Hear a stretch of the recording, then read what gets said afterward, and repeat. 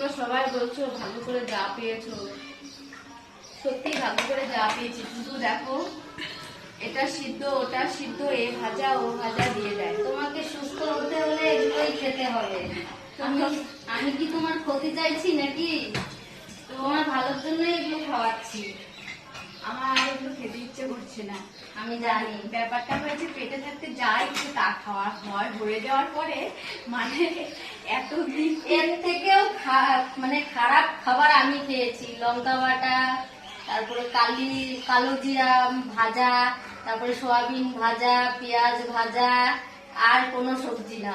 তাও ওকে তো মাছ, কলা বা এটা ওটা ভাজা, ডাল সিদ্ধ, ডাল, ঝোলটা একটু দিতে বারণ করেছে, বেশি ঝোল দেওয়া যাবে না, এর জন্য। আজকে হচ্ছে কলা দিয়ে শিং মাছ দিয়ে রান্না হয়েছে। দাদা আমার রান্নাঘরে কাজ আছে। 9:30 পর্যন্ত বাজে আমার খাওয়া কমপ্লিট হয়ে যাবে, মানে 10টা বাজতে লাগবে। তো চলো টাটা।